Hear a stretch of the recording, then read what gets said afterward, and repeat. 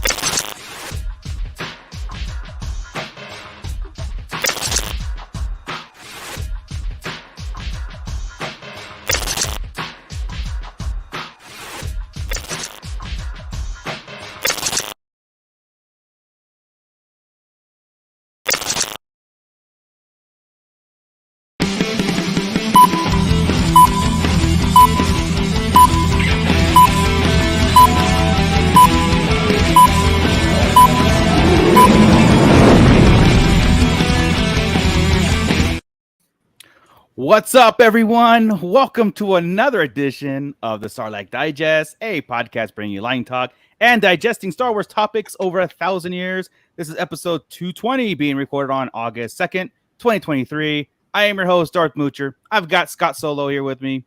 What's up, nerds? And Grand Admiral Franz. Well, hi. I said that kind of aggressive. I know. I'm sorry about I that. know. We are expecting the Fallen Fett any minute now when he decides to stop talking about controversies and all these other things and flat Earth over there on the Federation. But when he comes in, I'm sure he'll pop right in and join the conversation. So before we get into, actually, we got some cool stuff to talk about today. But before we get into all that stuff, I'm going to kick it over to Scott to shout out our Patreons and the 3 people who are chilling in our live pit right now. So, yeah, let's give some folks some time to get caught up here. Of course. Of course. So, hey, I'd like to give a special shout out to our amazing Patreon crew. You know what? Without you, we couldn't be working on the things that we are working on. We've got some stuff going, man. Some stuff is coming up, and without you guys donating what you donate to us every month, it wouldn't happen. We would just be old, stale, and moldy. Who you calling moldy? Well, we're not, because our Patreon crew keeps giving to us, and we love you all for it. So, hey, special shout out to AJ from the Forbidden Panel, Cliff, Brandon and Anya Epler, Dennis McGrath, Don the Dad Dorn, Don and Brady of the Escape Pod podcast on the Red 5 Network, Eric Grubb, Flavy Davy, formerly of the Nerds with Attitude podcast, Gavin Connor from the All Cure Holy Hour podcast, Justin the Vanilla Thunder, Mervine, Matt Logic, Ryan, and the Star Joes podcast. You guys have no idea how much we appreciate all of what you do. Seriously, we have some really cool stuff in the works. So if you want to join up with the Patreon crew, if you want to donate to us, please do so by scanning that QR code right there and donating, or just go to patreon.com/Sarlacc Digest and donate there. Every dollar that you give us goes right back into the production. And so there you have it. Awesome. Thank you for that. And don't stop there, Scott, because we got people in the pit. Okay. Continue. All right. We've got, hey, look, it's me. All right. And Don the Dad Dorn, Mando Mike is in there. Wow. He actually showed up for once. He remembers. It's been a long time. Yeah, it's been a long time. That's the name. We've got the Sabersmith in there. We've got Santo1414 and anybody else that might be in there. Drop us a line. Let us know that you're listening. We've got some great crap to cover tonight. Yes. And, before we want to start our we're on our countdown to Ahsoka, right? We have 21 days that we're standing in line waiting for the Ahsoka series. Probably the pinnacle of Star Wars this year, I think is going to be this series. But anyway, it's really hot outside. It's really hot outside to be waiting in line for this long. I mean, Jesus. We bleed for our craft, it's just man. 2 more of our episodes. 2 more of our regular episodes, after this week. So of course we're going to be doing the essentials, right? You know, we have the Rebels essentials. Last week we broke down Thrawn for you guys, and go back and see that, because that's going to be the podcast that's going to live in the eternity, in the whole vault of the Sarlacc Digest here, where you go back and check out everything that's that's canon, EU, bring you up to speed, all that stuff on Thrawn. So that's episode 219. So go back and check that out when you got a chance. Most of our stuff is timeless, except for the big theory videos. Yes, you're right, 100%. And that's what we want to do. And so this one's going to be that same thing too, right? This one and next week too, because when we get into the Ahsoka series, there's going to be a lot of Rebels crossover and questions and people coming in brand new to Ahsoka, and so point them in the direction. Go over to Sarlacc Digest, check out these episodes. It brings you all up to speed on Rebels and Clone Wars and all that stuff. I know Disney Plus has their little list of essentials, especially with Ahsoka and everything, but it does run the gamut. So we're going to give you the cliff notes of it, and try to do a good job on that, so everybody's interested. And the only problem with the way Disney does it is, you got to watch it, but you got to discuss what happened around it too, right? It's not always just the episodes, just what led up to it, what some of the stuff was in the characters' past that they didn't cover there. There were episodes where Ahsoka was in it, but it wasn't necessarily covering Sabine and Hera and everyone else. You have to watch the series, exactly, or listen to us. Yeah. And you should be watching the series on your own time anyway, because it's a great series, Clone Wars and Rebels and all that stuff too. Rebels is a way easier watch than Clone Wars. It is. Oh, Clone it is. Wars is obviously fantastic, but Rebels is a quicker watch. It's an easier watch. And it's a little bit funner. Yeah, it is. And I don't want to say less filler, because there's plenty of filler, but I was just going to say that. Yeah. But the filler episodes are usually some kind of fun junk with like Hondo or something, and I can handle that. Yes. But also the filler, it introduces characters that come back into play towards the end of it. So even though you're sitting there exasperated, because there's a couple episodes, I'm currently on season 3, rewatching it all.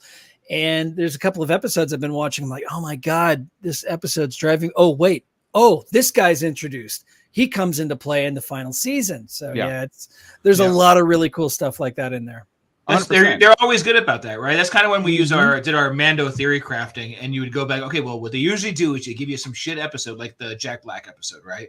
Yeah. And that's going to come back in full circle, and boom, you're going to need Jack Black at some point, and you met him, and you're like, oh, that episode mattered now. Exactly. Yeah. Sabersmith, Rebels equals big Star Wars hug.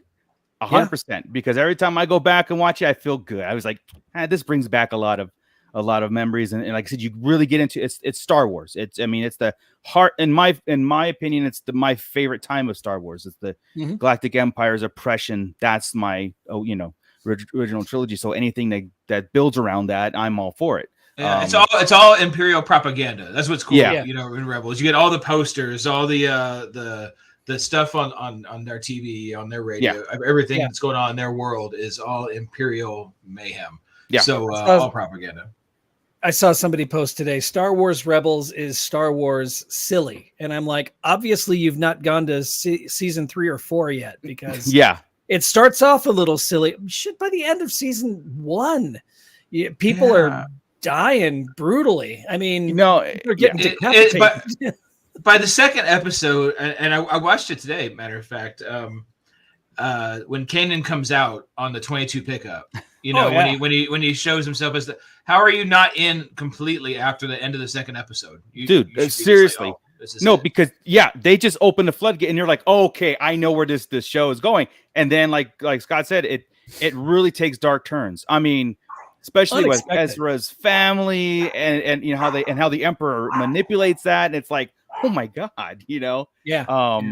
There's some really cool stuff in there, and you know, it deals with everything. It's fun, it's dark, it's got everything, you know. It's disguised in a colorful shell, you know. And you've got a bunch of dark side users in the Inquisitors, right? You deal with all the Imperial, you're dealing with Tarkin a lot. You've got the Palpatine, you've got Vader in here, and Prime Vader with the AT-ST. It's just a lot of, and the TIE fighter entrance, riding the TIE fighter. I mean, you got too much great stuff. You come back with Ahsoka. You got, I mean, it really has everything for everyone, really, when it comes to Star Wars. So I'm so happy. But those last two seasons got hardcore Star Wars. There was nothing kid silly. Maybe the Puffer Pig, wherever that came into play or whatever. Season 1. Is that season 1? That was all the way back in 1. Yes, it was.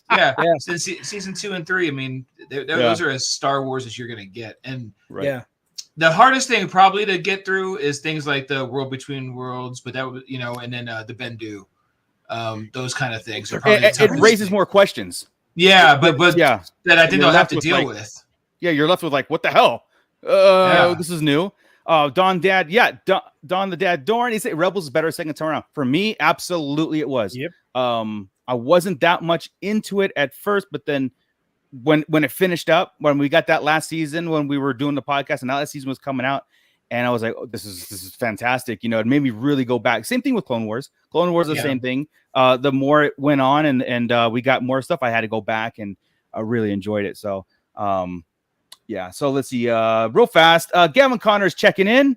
Didn't want to miss the Rebels talk. Absolutely. Our next 2 shows are going to be heavy Rebels mixed in with some rumors and news that I'll get into with 1 second here.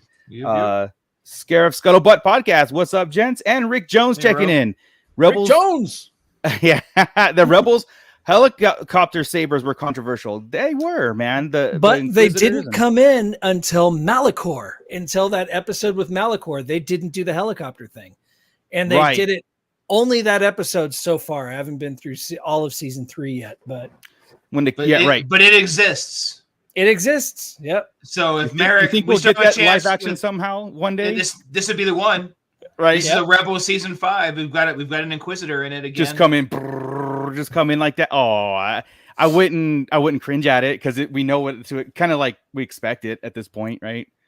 I don't know. Though it would be weird. Yeah. I just want to switch gears real fast because again, guys, we're gonna get into Rebels. We're gonna focus on characters, specifically specific characters that were introduced in Rebels that we're gonna kind of theory craft and get our talk into that will have an impact with Ahsoka too. So it's gonna do twofold. It's gonna bring up the speed on the important characters in Rebels, plus when and how we can see them integrated with Ahsoka. And then next week we're going to really get into Rebels and the plot points and some of those things that were going on to bring everybody up to speed on that.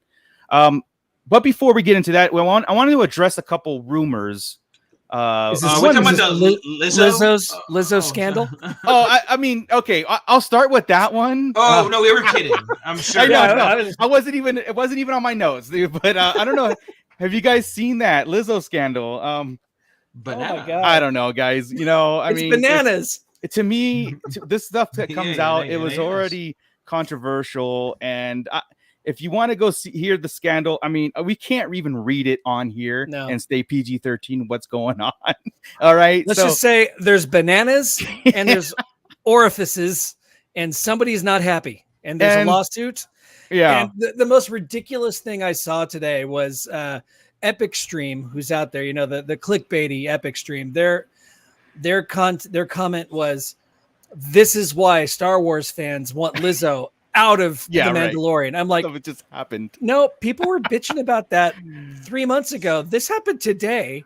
Yeah. Anyway. So welcome the Fallen Fett. Thank you very much for coming in. And sorry, he was busy talking Lizzo. I was eating a banana. Sorry about that. In my you were here in my world. You just popped in and out of existence here. So I do. Back and forth. Who knows? Man.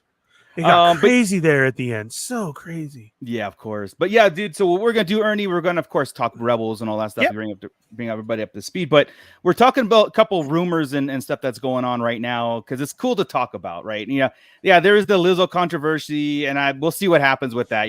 I mean, I don't care anymore. Just cancel her. Cancel or don't cancel. I don't care anymore. It's like whatever. That's my attitude now these days. Like it's really funny that it jumped immediately to that though.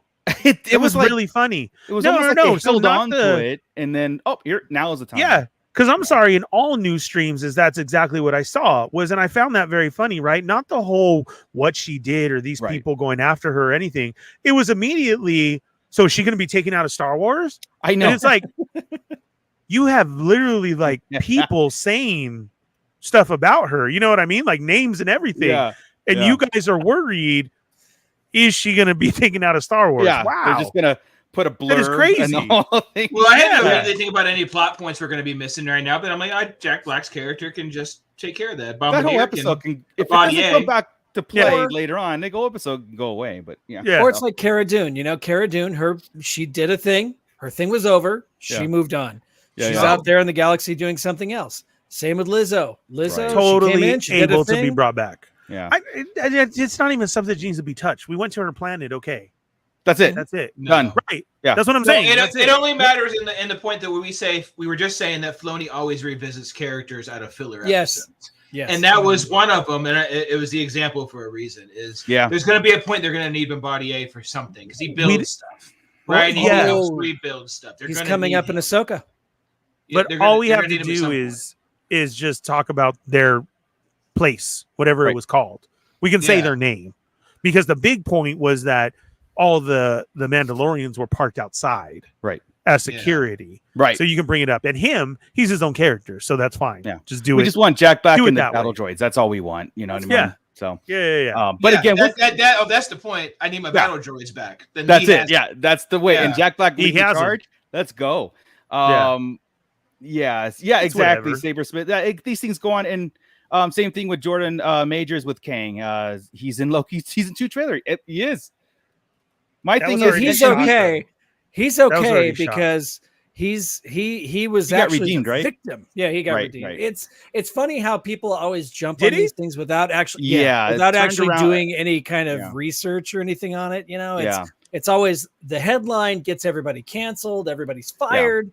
And then whenever the actual story comes out, they're like, it turns out that he was beaten. To be fair, though, if any dude had pulled this banana trick with anybody else, then no way. This really should blow up. This is it's pretty massive for Hollywood. I'm waiting for Disney to overreact at this. So if it's true, I mean that's a lot of corroboration. But I don't know. But it was wild.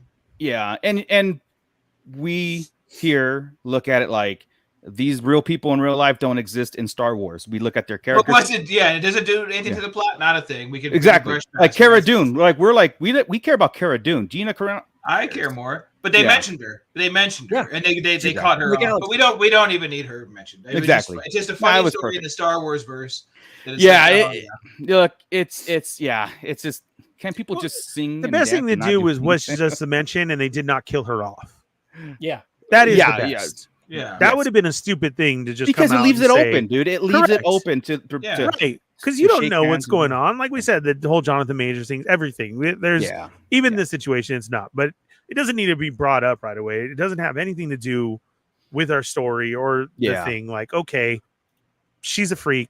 cool, whatever. Let's do this. I hope the people didn't get hurt, and there you go. Well, here's the thing about this. No one is going to make me do those kind of things. You have the freedom to get up and walk out of that situation too. So don't come back and say, they made me do these things and I did them in front of all these people and it was great, but now I'm offended. But anyway, I digress. Scott, do you want to talk about the Sarlacc initiation when you had to come in, or do you just want to leave voluntarily?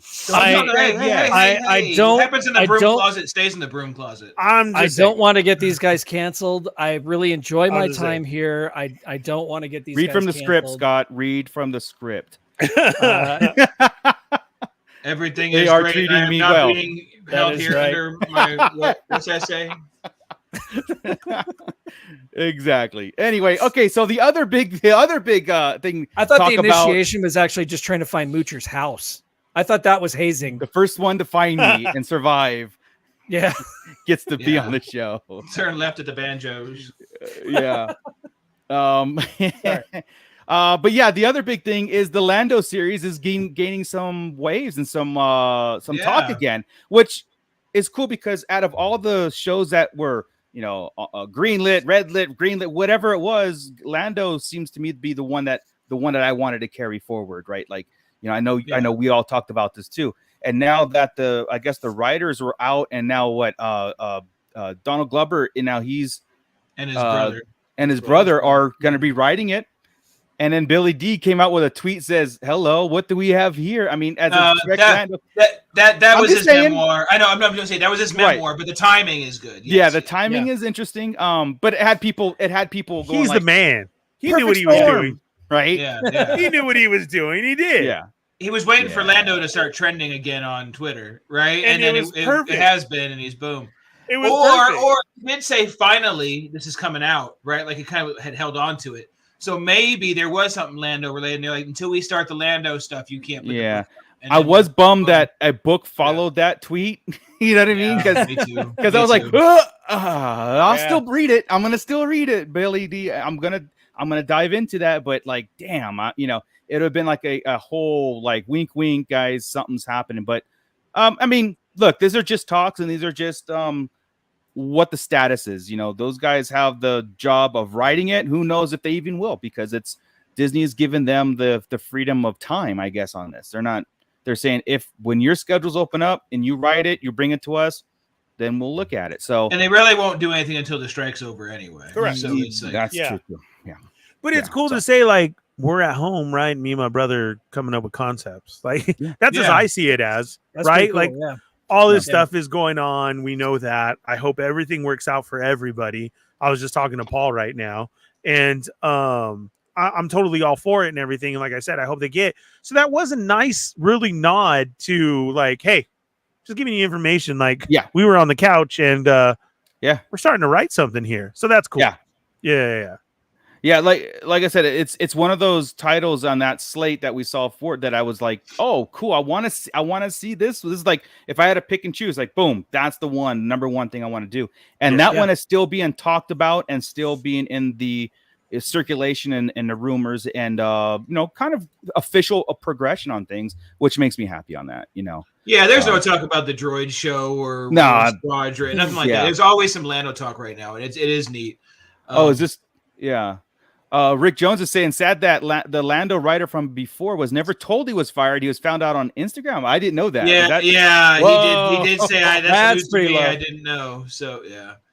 Wow. What up, Rick? But I mean, is that like kind of like a confirmed thing, or are they just saying like writing stuff? Well, he said it. Yeah. I mean, he said that. Oh, Lando, you mean? No, I'm saying that writer. Oh, like, is that like confirmed, or did he take it like that? Because I'm thinking like all this stuff is on hold, right? So that's what I'm saying. I took them saying that like as a, hey, this is something we're doing right now. We're all on strike. We're all being supportive, but we got this in the works. And then kind of like be excited about it. Yeah. So that's what I'm saying. Did the actual writer be like, yeah, they told me I was fired? Well, probably. No, he said he tweeted that he didn't hear it from Disney. He heard it from Instagram, from the internet. When you go, hey, this, what do you mean writing Lando? I'm writing Lando. Let me check. oh, I guess I'm not writing Lando. Yeah. Wow. It's like then the phone call comes later, after the social. That does suck though. So. If that did happen, that blows. Does kind of suck. Yeah. I can't wait for all the would have, should have, could have. We could have gotten a better Lando story if you let the original dude. I hope that sentiment really went away back. We haven't heard that in a while. You know what I mean? I'm really hoping that kind of talk and stuff went away a while ago. But it's the internet, dude. It's anything that's seriously. bad. It's anything that's bad or that's controversial. On Star Wars front. If it's anything that's not accepted. Oh, that's Kathleen Kennedy and these guys, and everything that's accepted. Oh, it's Jon Favreau and these guys. It's funny. Right. She has nothing to do as the executive producer. She has nothing to do with any of it. Yeah, the split teams. The split duties, and KG is checking in. What's up? Hey, what's up, man? So with the rumors and everything, and then I think that's as far as like the news. Yeah, stuff, what I mean. There wasn't much. Yeah. Because the Ahsoka hype is coming on. I know if you go to like the sites or the TV spots are hitting now. I mean, there's a full. There's TV spots. Yeah. Yeah, and they're really cool. Oh, I do. Okay, let's talk about the fake TV spot that was out there real fast. Just to address anybody who was in the pit or listening to this, there is a fake one going around that has Anakin Skywalker in it as a hologram, and Ahsoka's talking about it. And it's a very nonchalant like Ahsoka nodding and Anakin nodding back, and it's like in between spaceship battles and all these things. And I'm like, that is okay. That was red flag number one. So if you've seen a trailer with Anakin hologram or Force Ghost in it, that's a fake one. It's even done by Star Wars Edits. Like it has it's in the title. You know what I mean? Just to beware, that is a fan edit Ahsoka trailer. Yeah, red flag one. Yeah, that is just randomly there, and the first check is let's just check the internet and see if everybody's going nuts. And people started running with the. They did. I still see it. Yeah.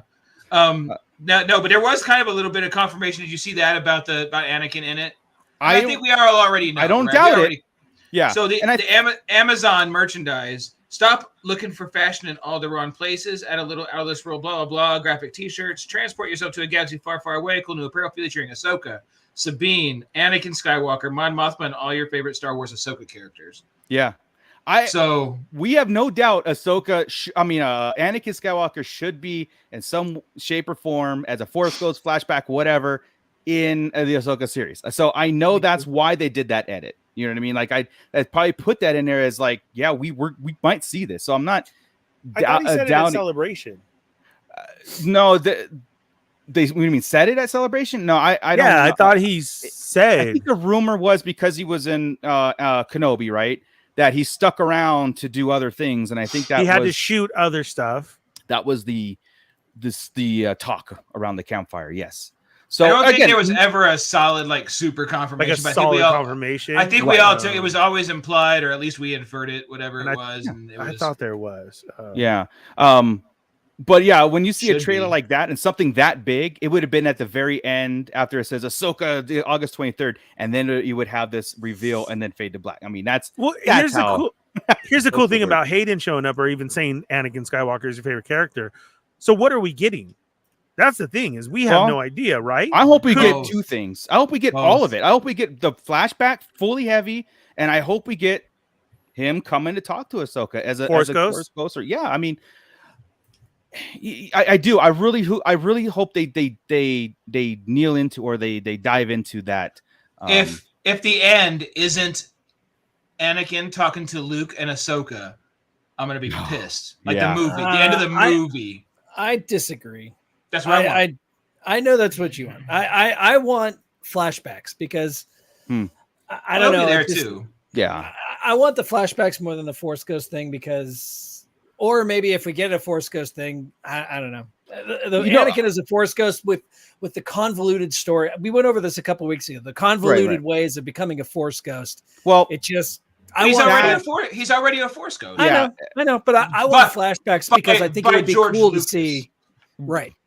I think it would be cool to see him in action with Ahsoka against battle droids or something in a flashback. Yeah, 100%. Why does it have to be? Why does it have to be or though? Can it be and? It should be. Yeah, I agree, right? and I'll tell you why. Yeah. And I'll only tell you why. It's like, to me, the sequels missed Anakin as a major character and plot point. They kind of totally ignored Anakin altogether. Having him in post Return of the Jedi as a Force ghost, that's the only way you're gonna do it as far as like bringing things current. And Ahsoka being it's perfect for Ahsoka and Luke. All that stuff is because they can start adding in some details and some lore and some canon stuff. Maybe that's like let's get more. To me, that's what was missed. So anything that we get post Return of the Jedi, I'm with it. I do want heavy flashbacks, and I do want Anakin because again, that's something we missed in my opinion. Yeah. And so live action Anakin and Ahsoka back to back fighting battle droids. Yeah. I mean, come on. Now I do hope, because the knock on Kenobi to me was TV CGI, right? Yeah. Mm-hmm. Ahsoka looks a lot better. I will. Mm-hmm. The flashbacks are cool because of nostalgia.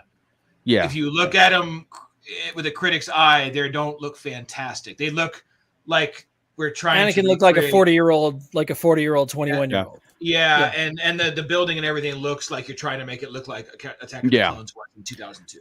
Yeah, right? To be fair, that was gotta be better. Kenobi budget, right? And we're hoping that, right? That was Kenobi budget, but then I 100% agree, man. Yeah, and you can also be like, that was Kenobi's vision. He saw it differently, so. It's what he saw, and it was not perfect. That was his point of view. That was his point of view, and he has this weird. It's how he sees it through the Force. This weird. Yeah, exactly. Anakin was older, so that's a good point. But real fast, Anakin was actually the age he should have been. About the same age as Obi-Wan. I agree with that. that. Yeah, that is a good point too. Kenobi fixing George Lucas's casting arrangements, but real fast. So Mando Mike again with the timeline. Is Ahsoka timeline parallel to Mando or after, just before? It's with season 3. Yes, same time. Yep, exactly. So things could cross. What would have crossed in 4? Nothing, or 3. Nothing would have crossed in season 3, right? No, because that was a strict it was very Mandalorian, very spin-off-ish from the overall everything. So the only thing would be the echoes of Mandalore hitting Sabine somehow, kind of thing would be the only thing that might touch until they need them.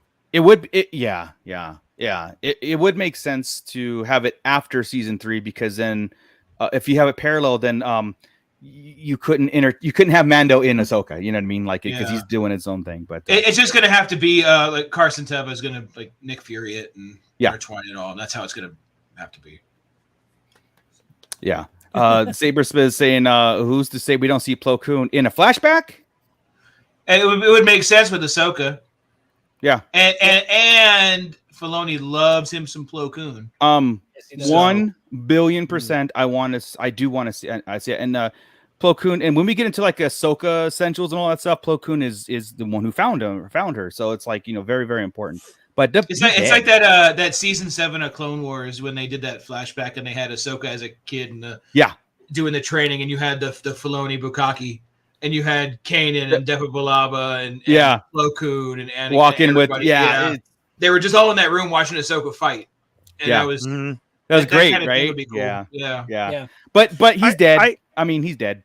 I know we don't see a body, but he's dead. Flashback. I love. That's what I'm saying. Well, his body blew up. He was in the ship and it blew up. So I love what you guys are saying and everything, but I don't want all these flashbacks right away. I would love for the story to continue on and we get to finish that. And if it's this popular, then the next Ahsoka can go back, say season 2. Yeah. Then we can get more of behind the story and everything. I just don't. A great question. Because as much as we have and what we're getting, to say the episodes that we're getting, I want to see the story told. I don't 100%. Want it. Oh my God, we only got 3 episodes of Rebels. Yeah. Right? Because everything was so. I'm going to tell you why. I'm going to tell you what the only reason that they would do flashbacks in Ahsoka was to bring people up to speed. Is to bring the audience that Anakin that Ahsoka was Anakin's apprentice. I feel like there's Padawan. a point now to go ahead and fight that, because we were popular with Mandalorian and everybody jumped in on Mandalorian. Then and Disney Plus has up there Ahsoka Essentials for you to watch. You can't, but those, they're just going to watch Ahsoka because but don't see it as them taking it that important. We have to tell this to catch non-people up. Because they did say they don't have. They did say they don't have to, right? They do, but the last two shows kind of point us that they are going for it. And with Hayden cast, it's one of two things, right? Yeah. And flashbacks, I know we don't necessarily need them because you want to see the story told. But in eight episodes, there's going to be one or two fillers potentially in there. Flashbacks to me would take the place of the filler.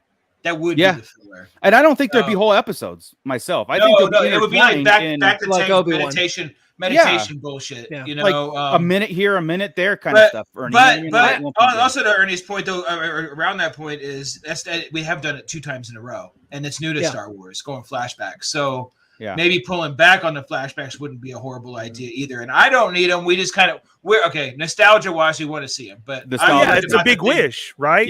But I'm worried about the Kenobi factor, how we saw it there. Ernie's right. If we can get the story, and if he's got a good story for 8 episodes, you might not need a whole lot. Maybe once or twice. Maybe kind of like if some kind of fight happens. That's where I think I could see it. Is when people are dueling, you catch a flashback of a different battle. That's kind of what I would see is if there's going to be a flashback. I don't want flashbacks for the sake of flashbacks. I want it to be to progress the story. Yeah, to enhance. Say for example, like if Ahsoka's battling someone and Balin and he's talking about Anakin, I want a few visions of like Anakin as the conflict, like maybe mimicking something that's going on that Ahsoka's remembering, because it's character development. And if you use flashbacks in that kind of way, like real fast, that's where you'll get like, this is awesome. It's not necessarily going to be, nostalgia in that way. Now, how would that have changed the original Star Wars had they used flashbacks when Obi-Wan said, the Clone Wars being the best? Yeah, the Clone Wars. That would be a great edit, right? That would be a cool edit. Have you seen those edits? Those edits. I was just going to say that. Yeah, they're like all over TikTok and everything like that. And I love to watch them. Well, but my point is, had he done that in 1977, we would have been screwed in 1999. Yes. Right. So sometimes it's good not to do too much. But with the Dave Filoni movie that's supposed to wrap all of this up, now is the time to do that. You can fill in the story because it shouldn't progress past. Fingers crossed, it shouldn't progress past that movie that's supposed to wrap everything up. Oh, did you? That was the other rumor. Did you hear Mando season 4 is supposed to be potentially could be a movie instead of a season? Yeah, instead of a season. I didn't hear that. Oh, yeah. I don't know what with Iger's bullshit, right? Like a Disney Plus movie or a theatrical movie. Theatrical, I took it as. Oh, did you? That's what I assumed, but no, it didn't give any specifics, and it's all freaking epic stream nonsense. Where got it. Could be interesting. It would kind of go in hand in hand of pulling back a little bit, right? As far as like this. I still took that message from him as a message to the Marvel about stuff. Everything. Yeah. More Marvel than Star Wars, because the TV and Star Wars has propelled the story. Yeah. Whereas Marvel's been the opposite. So I think that's where. All the word I've heard from like Secret Invasion was a super mega bad ending. Garbage, dude. Wow. Garbage. Stupid. And I was really giving that show. I hate to go off on a tangent. I was giving that show all my effort. I was like, it was Wednesdays, but it wasn't. It's like Nick Fury. You want to see Sam Jackson, Nick Fury kicking ass? That's what I wanted.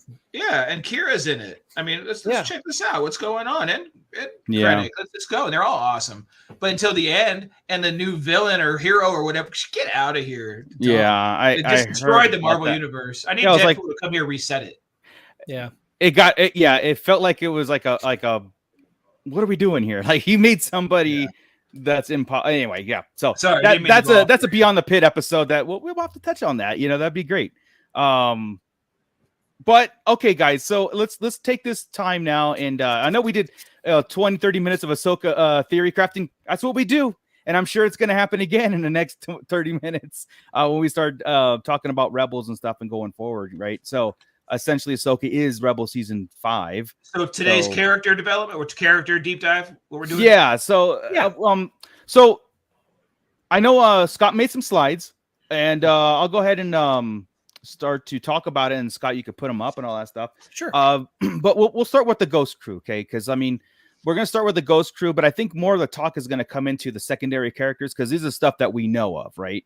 Mm-hmm. You know, the Ghost is a character for us. You know, it's like also 100. Exactly. When we see this, it like you said, when it was in Rogue One, you know what I mean? I think it was in Rise of Skywalker, right? It was in Rise of Skywalker, yeah. Okay. During the battle of what was the planet? Thank you, Exegol. Yes. Yeah. So I mean, this is cool because you know, we have the Ghost, and of course, it's going to be a major thing going forward into Ahsoka. Until they blow it up in the first episode, and they're all X-winging it. Boom. Oh, and then the Rise of Skywalker is the Ghost 2.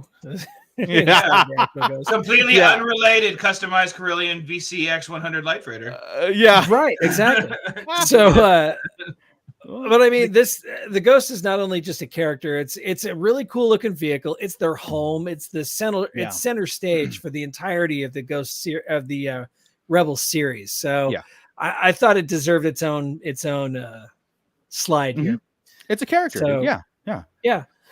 It does have the little mini shuttle that goes with it, the Phantom 1, which was destroyed on a salvage mission, which they were actually acquiring Y-wing fighters for General Jan Dodonna's strike force that was going to be based on Yavin 4. So all the Y-wings that you see in A New Hope, those all came from a mission with the Rebels crew and the Phantom 1, and then it was replaced by a former Clone Wars Separatist shuttle as the Phantom. Yeah, I thought that was a gutsy move in the Rebel show to replace it.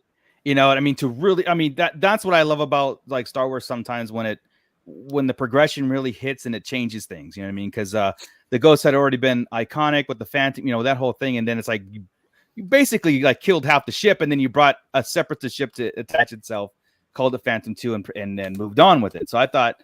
I like that kind of stuff. You know, I like those kind of. Yeah, and it's kind of fitting because in the end, I mean, say what you want about the Clone Wars, but, you know, the Republic was working against the Separatists. They were fighting the Separatists who were trying to overthrow the Republic, right? Yeah. And in the end, the Republic became the Empire, which means the Separatists were kind of right. I mean, they are Separatists. Yeah. Exactly. So actually bringing a Separatist shuttle onto the Ghosts it was kind of fitting. Yeah. Overall for the show. So yeah. It goes more to the point that I've been saying about how this crew here is taken over from the original trilogy crew. Yes. This ship is obviously a knockoff of the Falcon. Yes. Right. I mean. Yes. This Corellian freighter. Yeah. With a Dejaric table and very, very, very similar. There's no denying it. It's just not. It's neat. Yeah.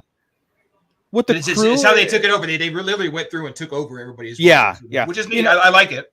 You know, with the crew and the Ghosts and everything, it really filled in the blanks things that we didn't get from the original trilogy. You know, we got, like I said, the Falcon with the people that we know and everything on that. We got the missions. We got the story and the dangerous stuff. We never really got the family, you know, aspect of Star Wars in Star Wars until Rebels came out. And I think Rebels does hits home with a lot of things too. So when you see the Ghosts and you see Rebels, you see this is a family, and you see it's a pure Star Wars family, and it's found family too. It is a found family. Yeah. Of an alien beast, of some lost Jedi, of a Mandalorian and a Twi'lek, and a droid, very Star Warsy, and eventually an Imperial, a couple Imperial defects. Yeah. Defect. Yeah. Defectors. Yeah. And they wouldn't call them defects, and it felt like wrong, right? Like, defectors. Yeah. Yeah. So, Careful.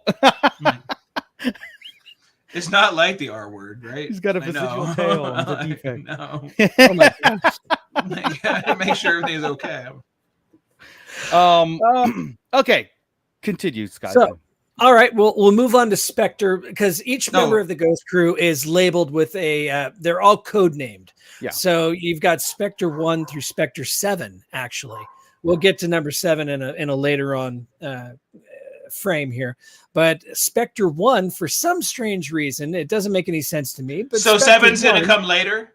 7 is in a different... Just trust me on this. So it comes after 1, so it won't be before 2. You know, dude, I'm gonna just checking. All right. Anyway. So for some reason, though, Spectre 1 is Kanan Jarrus. Yeah. Right. I don't quite know why he's Spectre 1. In my opinion, I think Hera should be Spectre 1. But you know. Yeah. I mean, you don't make the Spectre names. Right. Louise. The only thing I could think of is Kanan's the one who formed this team, first, and then brought in Hera, and then it kind of goes, subsequent after that. So yeah, no, I'm with him. I see Hera as the leader, even with Kanan there. I do too. I really do, and I would assume Hera would have been one, but Kanan's interesting because in Rebels, it's the Fallen Order or the Fallen Order storyline of a hidden or a Jedi on the run from Order 66, and he makes himself known. Now he's known to the Empire, and Vader dispatches the Inquisitors and all that stuff, right? It's the whole Lost Jedi, or the remnants of the Jedis out there. So it's very, very cool that he's actually in the fight with the Rebels. He's joined the team. He's joined the cause. We got backstory of him with Bad Batch. We got some, like I said, he's present in the Ahsoka. What was it? The Tales from the Jedi, right? When they're fighting. So Kanan's becoming he's always been a very important character. And they have a New Dawn book when they met too. They really? Okay. Yeah. Oh, all right. Yeah. I didn't know that. That is a great book too. New Dawn. It's said, Okay. The meeting of Kanan and Hera. It's a fantastic book. Yeah. But now, I was just say, like, Kanan, of course, brilliant move by Dave Filoni's part 2, because we had this first. It was like we got now we're on to a story of a Jedi and his crew and going forward, and of course the title is called Rebels and all those things. But just having that like Chris said, what was it, like the first episode or second episode? Second episode. Yes, freeing the Wookiees, man. And he reveals himself, which is an epic moment. And as you're sitting, I'm gonna let everybody in on the secret. Yeah. That's what he said. He said, "You're gonna let me in on the secret?" Ezra told, he's like, "Everybody's gonna find out about the secret." And he jumps over, dodges the bullet, the lasers, like Anakin does, right? Just walking through a bunch of stormtroopers, blasting, and just dodges them a little bit with a head nod. Yeah, puts his lightsaber together and callous about shits. I mean, I love it. It was so good, man. Sabersmith is saying that pick bottom right is just heartbreaking, and that's one of the probably like the key aspects of why Kanan is such a great character. And I'm hoping that go ahead. There's a lot of stuff, dude. There's a lot, because he was also he was a master who didn't want to be, right? Yeah. He was kind of thrown into that with Ezra. He wasn't ready. He left when he was a kid. He left. Order 66 happened when he was a kid. He's very untrained, kind of like Luke. Luke didn't have a whole lot of training. Kanan had more training than him, but he wasn't even knighted. He wasn't even knighted until season 2. He wasn't a full-on Jedi Knight until season 2, whenever they found the their second trip to the Jedi Temple on Lothal. Right. So he was not a Jedi Knight. He was just a Jedi Padawan that had left the Order. Right. I'm telling you, that's which we saw in Bad Batch. Right. Yeah. Which was pretty cool. So. Yes, and that's why I love this era a lot more. This is the stuff like Chris just said, like Luke Skywalker's journey. You got this Force user, or he strong with the Force and became a Jedi to defeat the Empire and all that stuff. Kanan was started out as the traditional Jedi, the traditional Padawan. Order 66 happened. He had to go into running. Then he obviously, and then led up to where he joined the Rebels and all that stuff. And but even on his Jedi stuff, to be that master, he didn't want to be. Again, like I was getting to that point, right? And he got forced into it, but he learned a lot about the Force more than we've got to watch a lot of people. Yes. And he had to go deep into it with Bendu. Bendu taught him a lot of stuff about his balance and stuff like that. And when he decided to train Ezra, Kanan became, in my mind, a top 5 Jedi of all time. Oh yeah, and probably higher than number 5. It's a heavy list. It makes it difficult when you've got the Yodas and the Obi-Wans and the Ahsokas ahead of you, but it's not many. Ahead of you. His whole journey, dude. The day he got blinded by Maul, right, to come right back and fight for Ezra. Fight for his family. It's amazing. It was a great character. And what sucks is we're talking this much about him. He's not going to be in Ahsoka. That's what I was gonna ask, right? Like, is he I mean, not? his son is. Jason will be, but here he be mentioned. Here, maybe he'll be mentioned. But the reason I say not is because Freddie Prinze Jr. I mean, I get that actors kind of make up shit. Yeah. But he was very adamant that he thinks it sullies Kanan coming back if he does anything with him. Yeah. He's very happy with how it was. He didn't want to do Rise of Skywalker, but they made him the voice. He thought it sullied Kanan by coming back and doing anything to ever hear from him again. So I don't think he would do this. His son will be there, but he won't be. I'm trying to think of, like, you know, like I said, we talked about like the Anakin and Ahsoka moments, right? Like, you know, when Kanan died in Rebel, spoiler alert, sorry, but you know, he obviously communed through the Lothwolves, right? The Lothwolves were basically communing through him and teaching Ezra that way. So I like the fact that, okay, so we could probably theory craft that where it's like, yeah, you know, he probably wouldn't come and be involved in any kind of traditional way we thought, like a Force ghost or whatever, even coming through communing with Ahsoka, not even Ahsoka, Ezra or Sabine or anybody, right? I'm not even putting Ahsoka and Kanan in the same room. I would have had it if anybody he talked to, Jason or Hera. I mean, Hera as guidance. So, but and to me, it was like it was a different way Kanan communed after when he was one with the Force, right? And I think that if they so my point is, if they leave it alone and never have him, besides a mention like, you know, you're just like your father, Kanan, that's fine. But if they never do that again, it makes so much sense because unless it's through the Lothwolves or Ezra or some spiritual animal coming through or whatever, I thought that was perfect for Rebels. To them to revisit that again, that it might do a disservice. It might be like too much, like Freddie Prinze was saying. You know, it's like you don't need it. You know, it served its purpose. All we need to know as far as Ahsoka is that he has a kid with Hera, and that in the going forward with that. You know what I mean? I don't think he can commune in the traditional way we think. No, but his line in Rise of Skywalker was one of my favorites during that scene, and that was in the heart of a Jedi lies her strength. That was a very potent moment. I like that. But no, he was.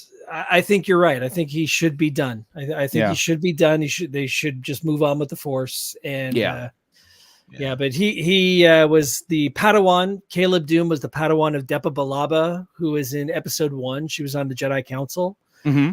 And in the Bad Batch, Episode 1, wasn't it the Bad Batch? Yeah. Yep. Yeah. Yes. We saw. Yeah. Oh my God, it was great. We saw, which was funny. Young Padawan Caleb Doom had the same voice as Freddie Prinze Jr. Yeah, exactly. Kind of funny, but it was just post-pubescent Caleb Doom running for his life, which was master. Don't. To answer KG's question there, that's probably the age that Jason is now, right? Where he is there. 9, 10, 11, 12-ish. 12-ish. Should be about 12. Yeah. Okay. Oh, okay. Better than whatever that was on the screen on that and the last episode of the Rebels, whatever that was, where that little being with the green hair, whatever that we'll little get there. Disney little, we'll get there. Yeah, we'll get there with Spectre 7. It comes after 4 and 5 and 6, so relax. It's I coming must have later. skipped that day in school. It's coming later. We'll get to 7. You hold your ass on 2 coming up. That's right. All right. Here we go. Probably one of the most important. 2 and 3 are probably the most important ones out of this. Well, and there's more, but they're all important. Yeah, they are. But Spectre 2. I want to see Chopper. Spectre 2. Hera Syndulla, daughter of Cham Syndulla, who is the liberator of Ryloth. Just Hera's a great character. I mean, yes, she is. Arguably she's on par, at least with Han Solo, as far as a pilot goes. Mm-hmm. She could probably do the Kessel Run in less than 11 parsecs. Yeah, let's not take away too much from Han. All right. But no, you're right. She would do it legitimately. Han rounded up. So remember. Yeah. But see how we're going here. We had the old Jedi. Now we've got the super pilot. Yeah, that's right. Yeah. On a Corellian freighter. We had our Obi-Wan. Now we've got our Han Solo right here on a Corellian freighter. Yeah. So she started off as a, I guess if you're going chronologically, she first appeared, I guess, in Bad Batch during the chronologically, yes. Chronologically, if you want to get history of Hera, yes, right, where she and Chopper got up to some nonsense and were almost arrested by the Imperials, but.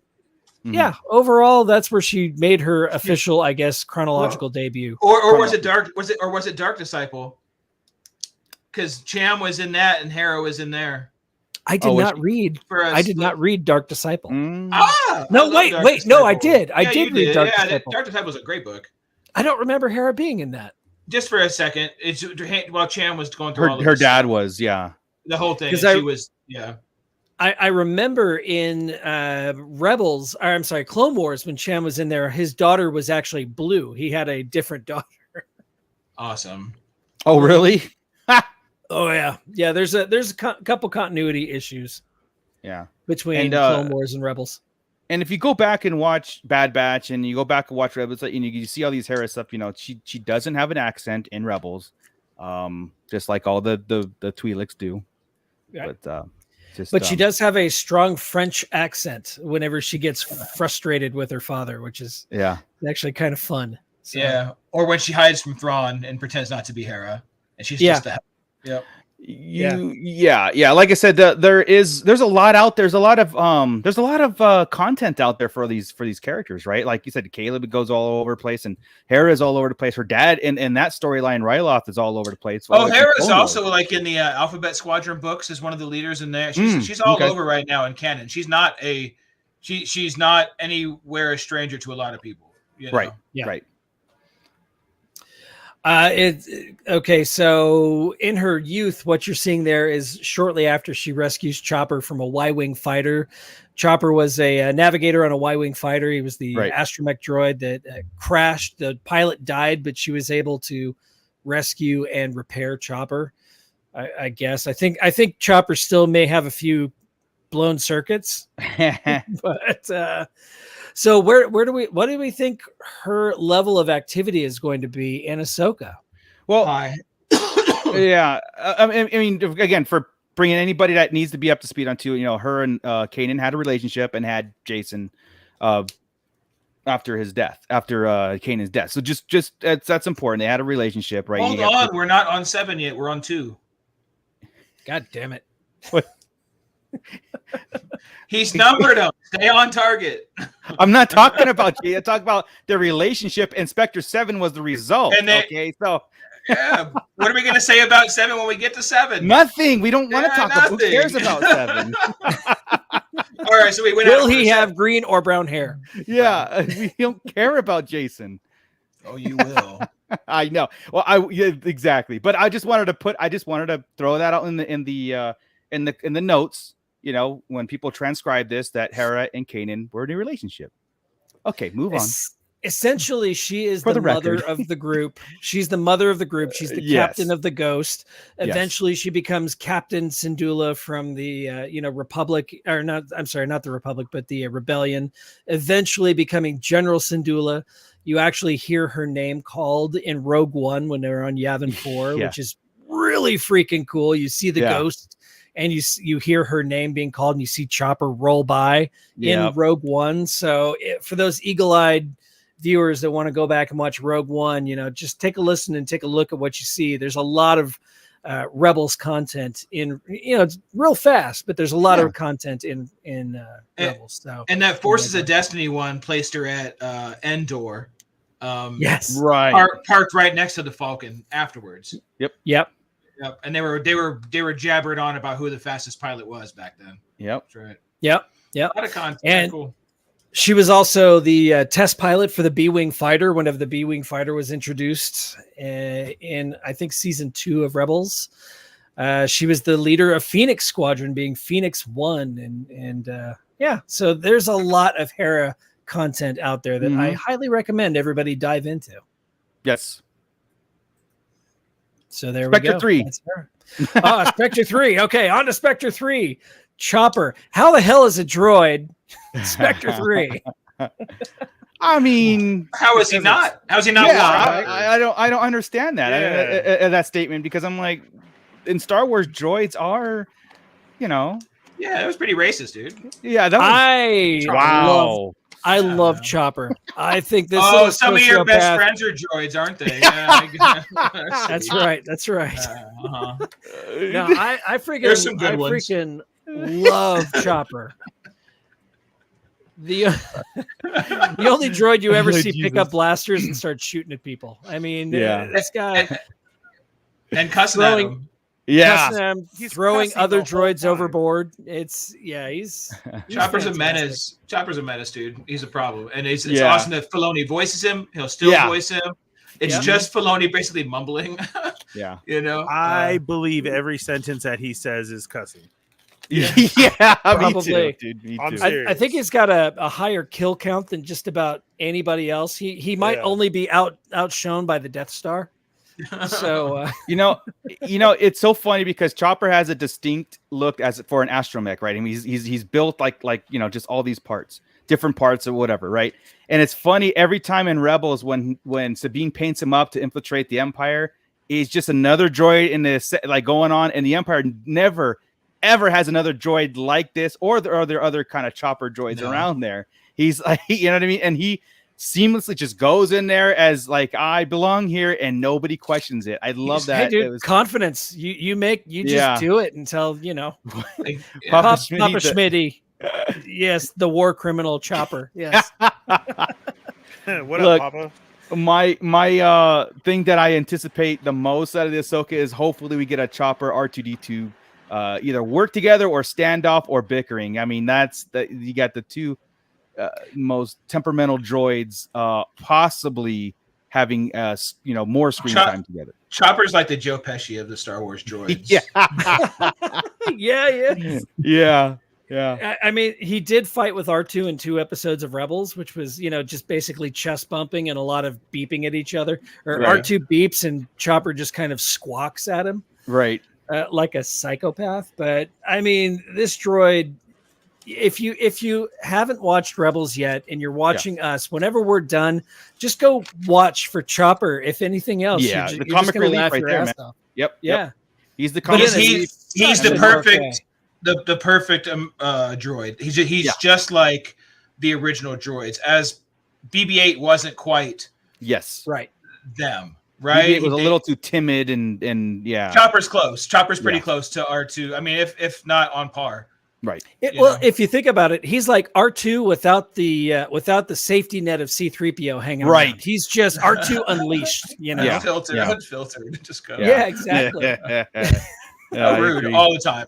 I agree. 3PO couldn't handle. Oh, what's the other droid that comes with him? The Death Star droid. Oh, he's coming. Man. Oh yeah. He's the good. Oh, he needs to be in. He needs to be in. He does. That's Spectre 8, Chris. Okay. It comes after 7. Sorry. Hold your roll there, dude. I thought we were just doing the Spectres. What do I know? No kidding. Spectre 43. Got it. We got a long night to go. But yeah, guys. So Chopper is the comic relief, and in everything that we've seen in the Ahsoka trailer already has been pretty serious, like really serious. I don't see any kind of like levity or comic relief. So because we also had back then Zeb and Ezra as a little bit of comic relief when Ezra was younger. That started going away as Ezra got older, and at this point we've seen Zeb already, and I don't think Ezra's going to be in a playful mood. So I think that's gone, so it's going to need Chopper. Yes, and like I said, the Chopper and R2 meeting up again and having that comic relief back into Star Wars this series too. So all right. Spectre 4, we've already seen him in live action. I can't wait to see him again, but here we go. Gara Zeb Aurelius. Basically he was the muscle. He was the muscle, but he was kind of a original design for Chewbacca done by Ralph McQuarrie that was repurposed for the show. And what a cool kind of arc he had, going from just the tough guy who was kind of childish in a way, sort of, to actually having, some real gravitas to his character. Oh yeah. You had the mean, tough, loud talk, but a heart, size of, the honor stuff with him and Callus. Gosh, when they were trapped on that planet, and then after it was pretty great. Yeah, you're right. His character took a cool turn. He went from just comic relief and muscle into really a big part of the show. And caring about everybody, and where's Kanan?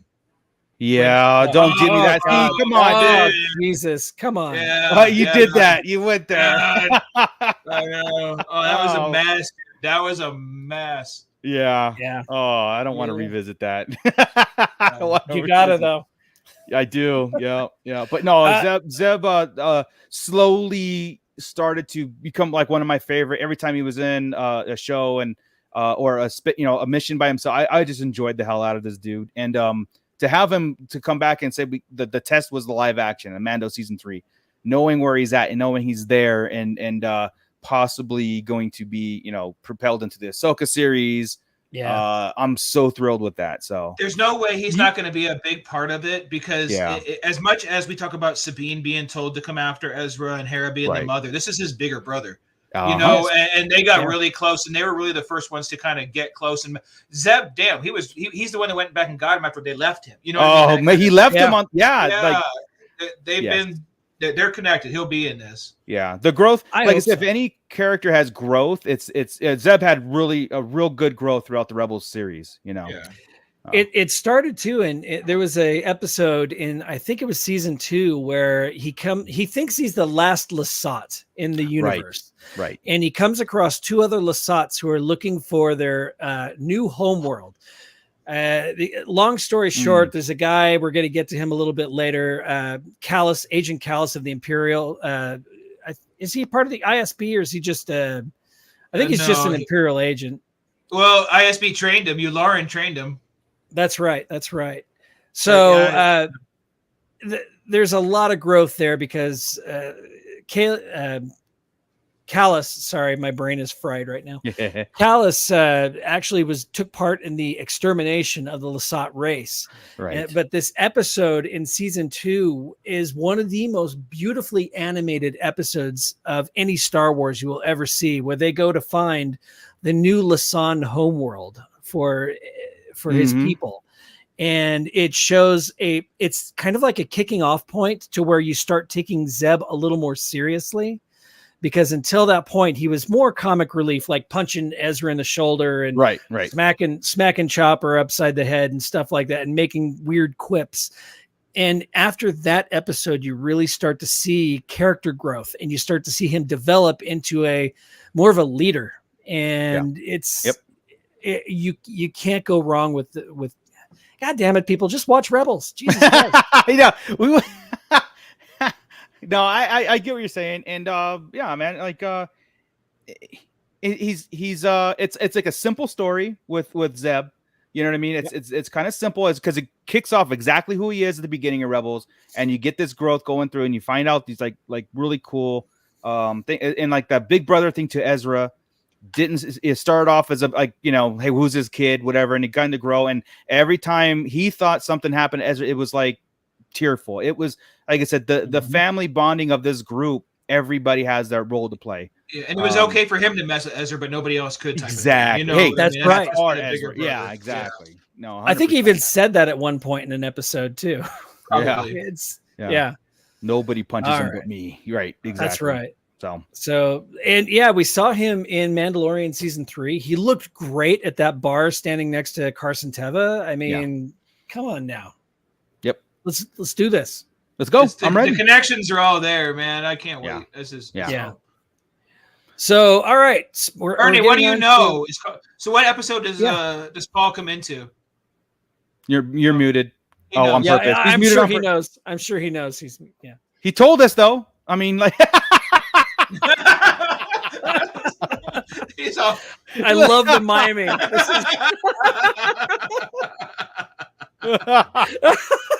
Boom, mind blown. And then he unmutes himself and he just says, "And that's how it is." No. I'm reading his lips. Yeah, this is incredible. Your mic's not on, dude. Sorry. I thought it was. Oh, I loved it. I got it. I got it. I won't even tell. I won't tell nobody, dude. Just you and me. That answers everything. Yeah. You know? Wow. That brought a tear to my eyes. And I can't believe they're doing it.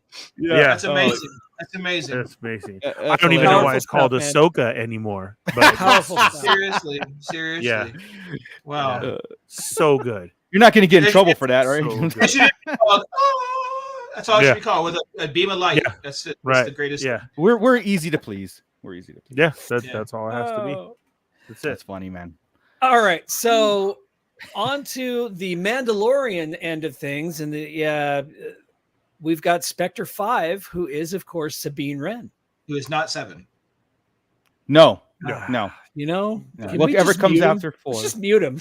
Vizsla, though. Yes. She is from House Vizsla. She was a wielder of the Darksaber for a little while. She is actually the one who passed the Darksaber on to Bo-Katan, who apparently, that was bad.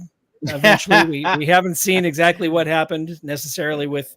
We were told what happened, but pictures speak louder than words. 100%. Yeah. I'd love to see Bo-Katan versus Moff Gideon in a flashback scene. That'd be cool.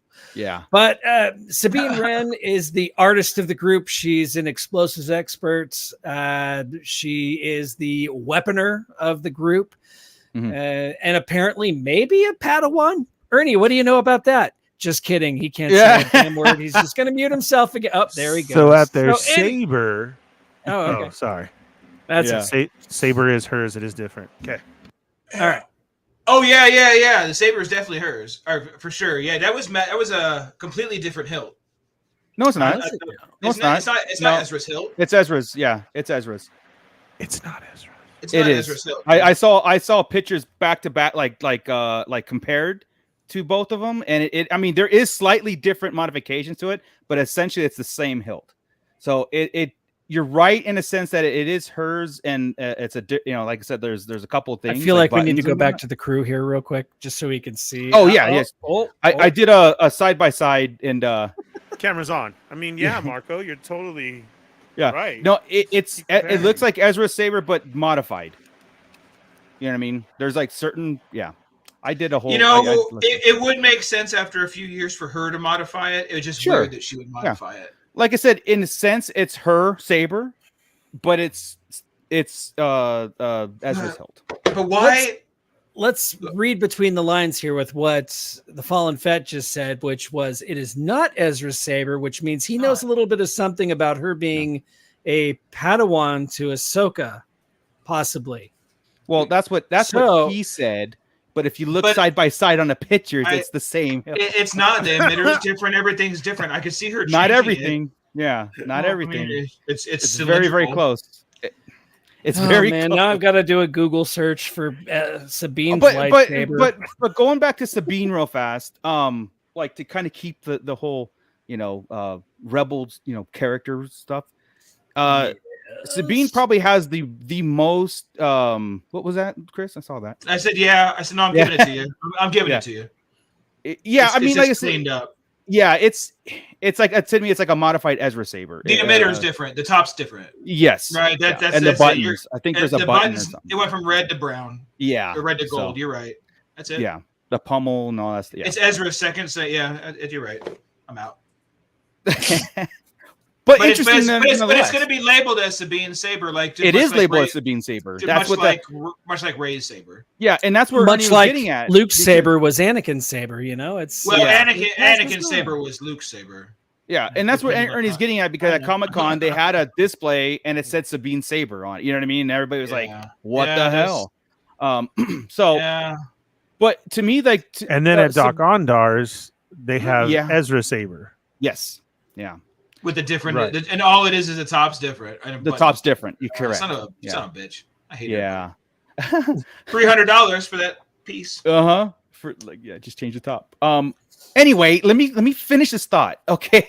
Hey. All right. Did we already say she's in the same house as Paz? Yes. My God. Okay, got it. Yes. I forgot what I was going to say. I think it was in the lines of it wasn't like Sabine became, like, to me, the most complicated character of all the Ghost crew, because again, it was like a weapons expert part of the thing, a big sister to to Ezra and all these things, and almost like a daughter figure to Hera and all that stuff. But she became more complicated. I mean, what the whole Mandalorian arc from her, the Darksaber arc, her and Kanan's relationship of the Darksaber and him trying to train her, of how to wield the saber. Not necessarily. I mean, Kanan was almost like in Rebels, he was almost like training her like she was a Jedi, but she wasn't taking it as she was a Jedi, because it came to be like, look, I'm a Mandalorian. I got to use all my arsenal to fight, not just like with feelings and stuff like that. And so they kind of blended the two, which could harken back to, like, again, the first Mandalorian Jedi, right? So we'll see how that plays out in Ahsoka, if that is something that they're going to explore more. According to the trailer, it kind of is going that way, It could be, yeah, could be. Another cool aspect about her is she is a former Imperial officer or cadet. Yes, sorry, not officer, a former Imperial cadet who actually developed a weapon for the Empire that could disintegrate Beskar, right, and pretty much fry everything inside of Beskar. Right? Crazy, so right? It was, we see in Mandalorian how the Beskar is impervious to everything, and Stormtrooper armor gets, you could punch a Stormtrooper in the face and he'll die. But this weapon she created disintegrated Beskar, but didn't touch Imperial Stormtrooper armor. It was a really cool little flip on the script right there. And it goes against one of the most sacred Mandalorian rules, which is you don't make weapons to take out Beskar. That's why the armorer took away the spear and made Grogu's chainmail. That's right. Right. Yeah. Right. Very cool rule. I like that. Yeah, I do too. Sabine is also she is the one who brought Wedge Antilles and Hobby Kilvan into the Rebels she actually helped them defect from the Empire. So there is, again, a lot of cool stuff happens with Sabine in Rebels, and we're gonna see her story progress in the new show. Yeah, I cannot wait. Yeah. I can't wait either, man, because like I said, as Rebels went from season 1 to 4, she just got better and better and better. Like the story behind it and what she was doing and her role, it's almost like she was become a leader in her own right. And and I think she left the crew for a little bit. She did. She went back to help Mandalore, which should play a part here. She knows Ahsoka. She knows Bo-Katan. She knows all these people. She knows the players that have already. It's great, man. Yeah, she's gonna be. I'm so Her mother happy was one of the Night Owls. Yep. Yeah, and led Mandalore. So she's got all sorts of history. And we should probably note that Ezra had a thing for Sabine pretty much the whole time. Yes, he did. Sabine never really had anything back, but as they grow older and things, she might have realized she did. We don't know where that's going to play. And is it just she's the brother sister type thing, or is it's been a lot of years now.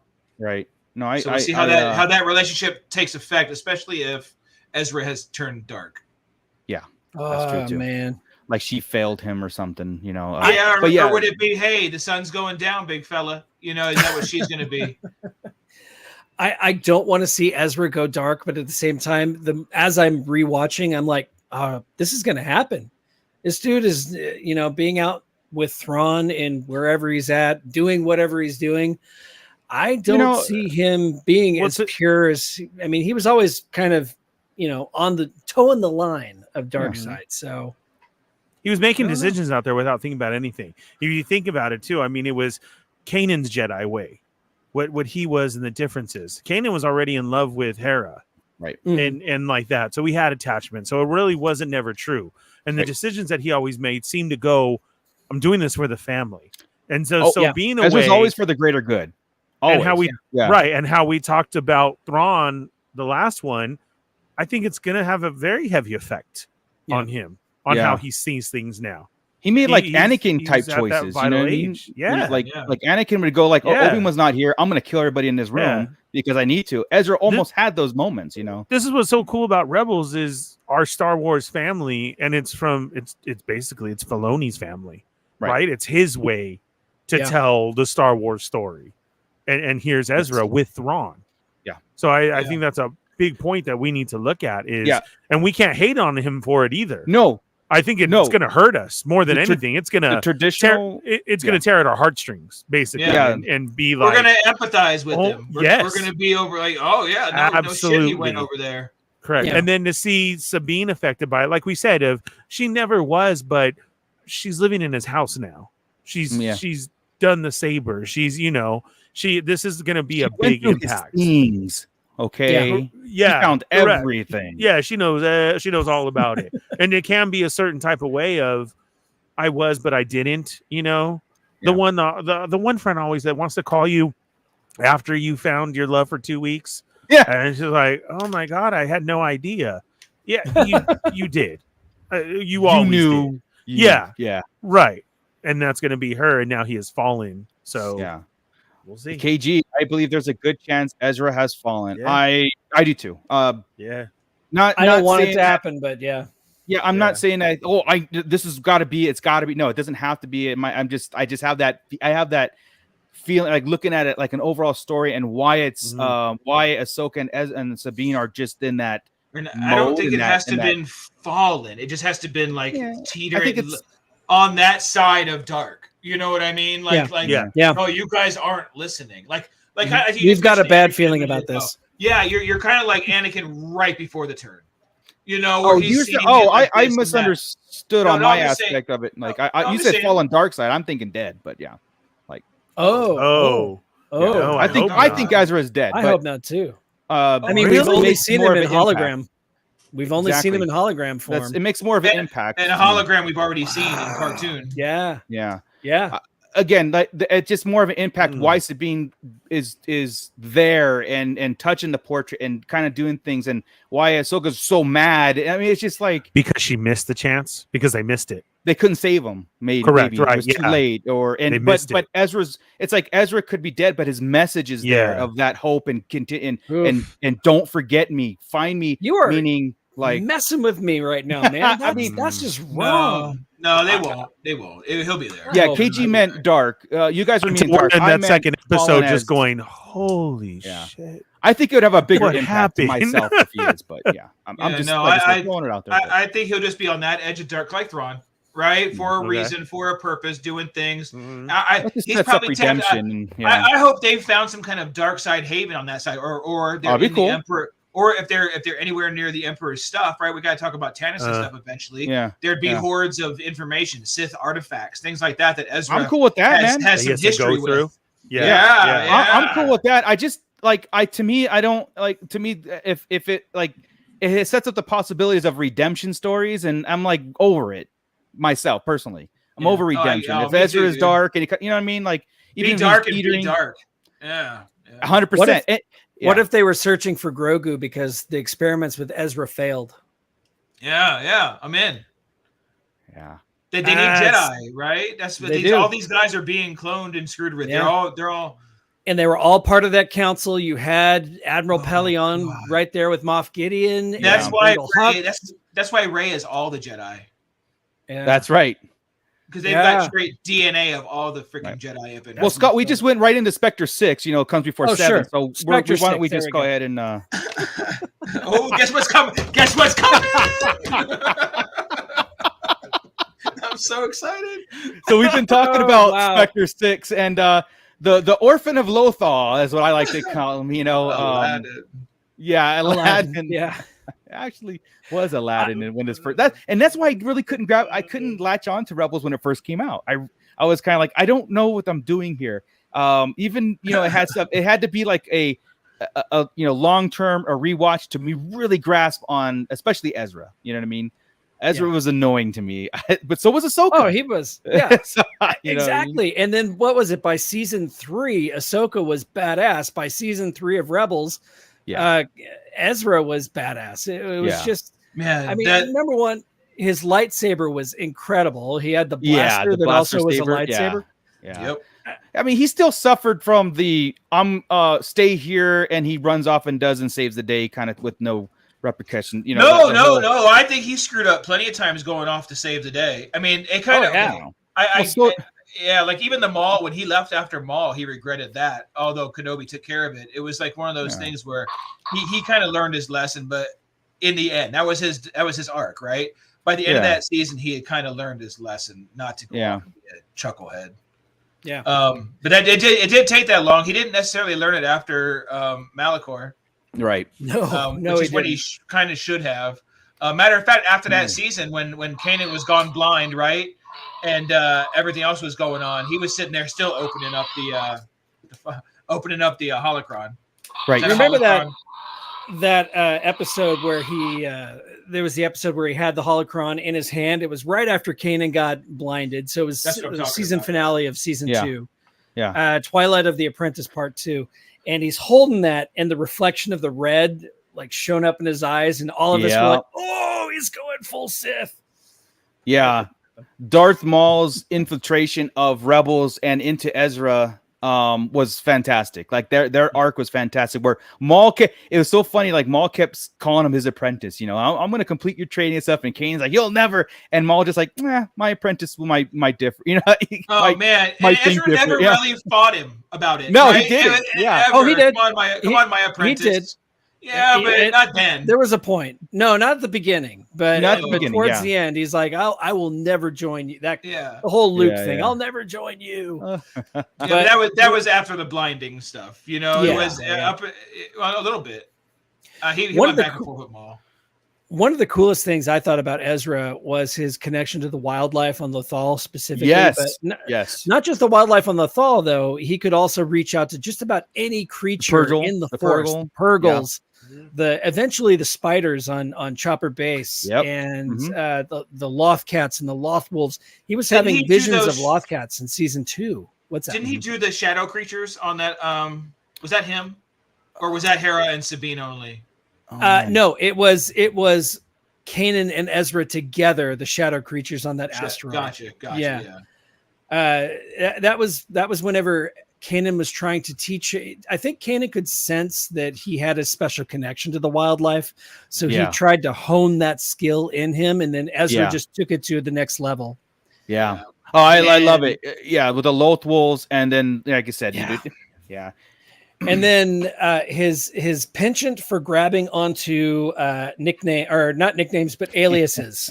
Jabba the Hutt. He went by Jabba the Hutt. He's very well versed in Star Wars lore out there. He knew who Jabba the Hutt was. He knew who Lando Calrissian is. You know what I mean? Like you're on Lothal. You're an orphan of Lothal, and somehow he got the information. Like but that's who he told Maul he was, not Jabba. He told Maul. Yeah. Jabba the Hutt. Yeah. Jabba. It's so funny. So he was that character that was very annoying at the beginning, and then by season, I want to say probably after season 1, whenever he got the scars on his face and he started maturing, you started learning more about his family and about what he had gone through. You really started to gravitate. I personally really started to gravitate to him. He didn't annoy me anymore. He would still have those episodes where I'm like, okay, just shut up.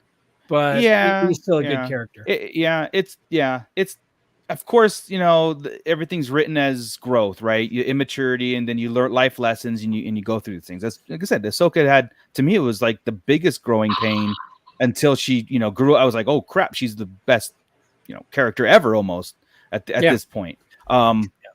Ezra never got that way to me, but he did grow on me to the point. I guess it's always that I got to do this by myself, and I got to do this by myself, and stuff. It was kind of like, yeah, okay, I get it.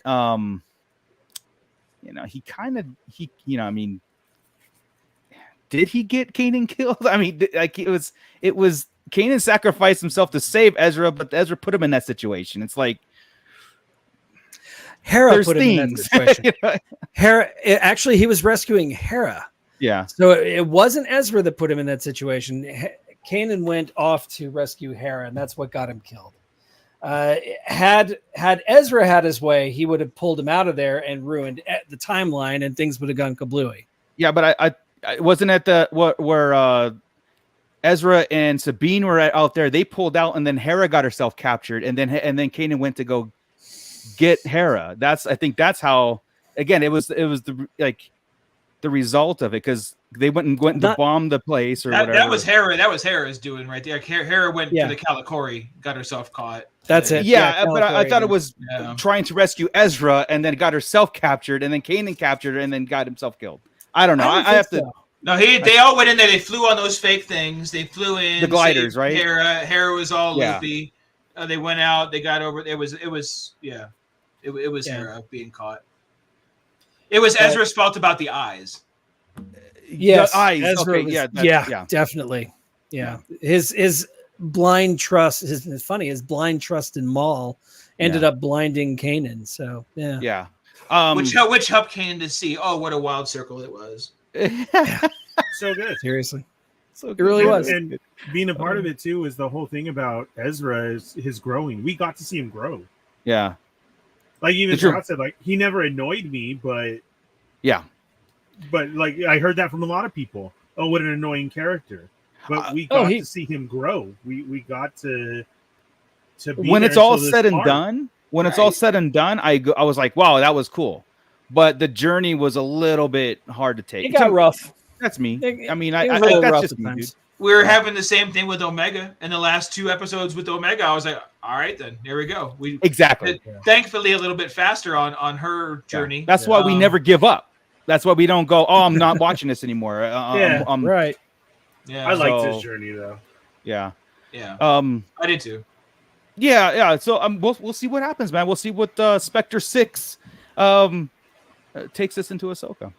But wait, could we possibly see Lando Calrissian? Oh, you tricky bastard! That's not Spectre 7. You did this as we were. That's speaking. right. I did this just to tick you off, man. No. I don't know, man. No, I think we see the legacy characters potentially in the end, but I think they're really going to leave it with the Rebels. I think if we see anybody, it's going to be more Mandalorian. If we, I think it's be Leia. If we see anybody, Leia has to be part of it, and Mon Mothma is going to be part of it. Yeah. That's an unfortunate turn of events. Lando would be interesting, though. I mean, he would be. I mean, they all have history except Han, right? Yeah, exactly. Yeah. So okay, that's one aspect, but here's basically the supporting cast right here. All right, you've got, of course, Hondo Ohnaka. He's a pirate scum. He's basically, I mean, there's a line in one of the final episodes of the show where Hondo says there's nothing he wouldn't do for Ezra. For that boy. Right. For that boy. Right. And I honestly think if we're going to get a live action Hondo, this is the series to do it. And he could take the place of Talon Card in the Heir to the Empire part where they have the outlaw support. Yeah, absolutely. Yep. Honda or we riot. Yeah, Hondo or we riot. That's right. Of course, we know we're getting Ahsoka Tano. She was the first Fulcrum. I mean, the show's named after her, so that's a given. Yeah, and we'll get into. Well, I'm sorry. We'll get into Ahsoka as far as the essentials next week when we break down the episodes and everything. Why she's important in Rebels, and what propels her to go into this her season 2. But she's definitely in Rebels. Kicks ass in it too. This is what I really love Ahsoka. Yeah. Captain Rex, Clone Wars veteran. We know that, what's his ass, the actor? He is, Jesus, why can't I think of his name right now? Tamura Morrison. Thank you. Yeah. He's primed. He's ready. He'll do pretty much anything as long as you hand him the armor. He'll get in there and do his voice. And, now I'm hoping we see Rex. At this point, okay, we talked about Force Ghosts a little while ago. Has there ever been a rule, or do we know anywhere? I can't think anywhere, even in Legends, where a non-Force user saw a Force Ghost. Oh, anybody? I don't think so. Because a non-Force user seeing a Force Ghost. Oh, who? Sure. No, have we seen it? Yeah, because kind of what I thought in my world would be a kind of a reunion of Clone Wars at some point, right? Where in the end kind of thing. So if we don't get just Luke and Ahsoka with Anakin talking in the end, a combination of we just won the final battle, this is finally done, let's lay this all to rest type of thing, and Anakin's there with Rex and Ahsoka. That would map out pretty well. That would be amazing. Yeah.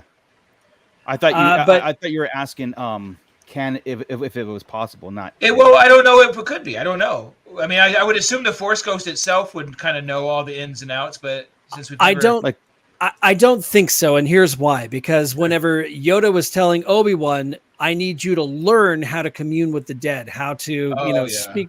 There's a level of training in order to become a Force ghost and to communicate with Force ghosts, I think. But then again, Luke could just, of course, see a ghost. So, retconning in Star Wars is a thing. Who knows? Yeah, it's true, because Luke just saw ghosts. It's not clear. But nobody else did. Right? Yeah. So, right. Which, Leia says, what are you looking at?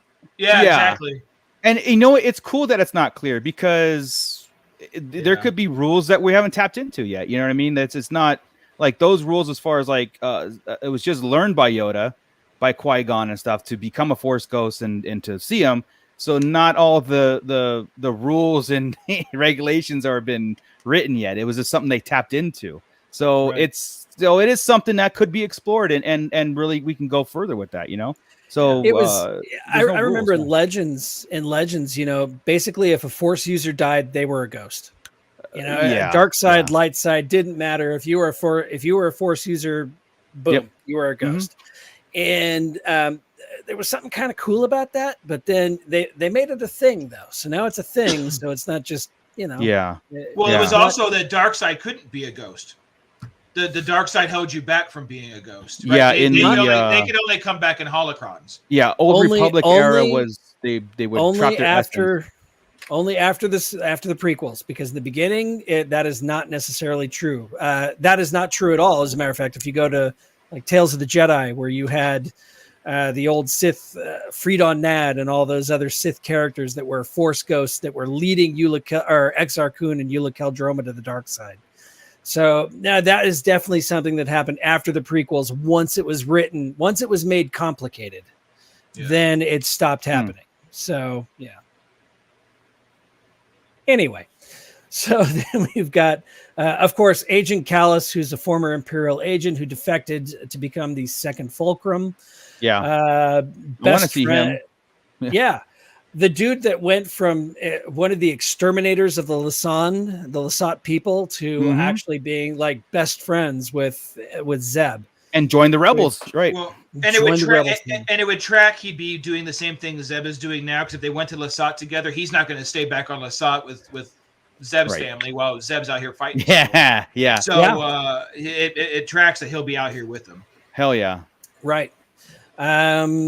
It'd be interesting though to see what they did, because he has a very distinctive voice, and they cannot use the same guy as the actor for Agent Kallus. Right. No. So that would be would be very bad. That would be very bad. I mean, it's not make or break. I mean, they could just reinvent them. Yeah. Yeah, you can make that voice, right? Somebody can mimic that voice pretty good. Yeah. Better that than the alternative. Yeah. Then we've got AP5, who is Chopper's best friend and sparring partner. Let's go. This dude is awesome. This character, he is basically Severus Snape in droid form. The voice, the tonality, some of the things he says. He's a great droid character. You ever seen that Hitchhiker's Guide to the Galaxy? That droid that's in it? Yeah. Yes. Yeah, there we go. Always like depressed, but I mean, this guy's like Sheldon Cooper. This is the Sheldon Cooper of droids. There you go. No, I love him. I hope AB5 is here, and I do too. Again, man. He's the 3PO to Chopper's R2. It's perfect. Exactly. They're perfect. Right. Then Chris, do you want to take Spectre 7? You want to take the monstrosity that's Spectre 7? Oh no, you can go. Oh, I mean Jason Syndulla. There you go. We know Syndulla. Yeah, we know Mr. Spectre 7 is here. Hey, 7. Oh god, all through those 6 and other people to get to 7. But yeah, Jason Syndulla, the offspring, the illegitimate son of Hera and Kanan, supposedly going to be a Force user. I'm assuming. Is my screen frozen? It's on a supporting cast, right? Yeah, it's on supporting cast. So yeah, it's frozen probably. Yeah. Oh no! I thought you had made a 7. That's why I was like, oh no! Oh no! But what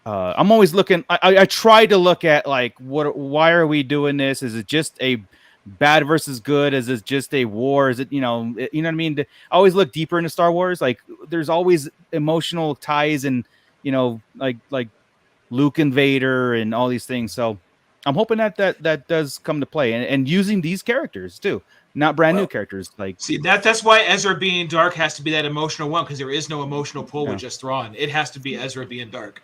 Yeah. Well, we know there is no attachment to Ahsoka and Thrawn. They never met in the show. Right. There is no reason. So why she's so hell bent on? She's so hell bent on finding Thrawn, unless it's to find Ezra.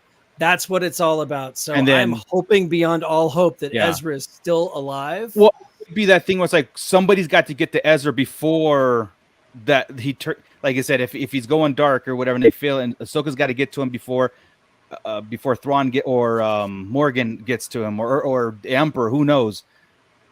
It's got to be that catalyst. So it's gonna be interesting to see, man. I'm really excited. So we got 21 days left for that.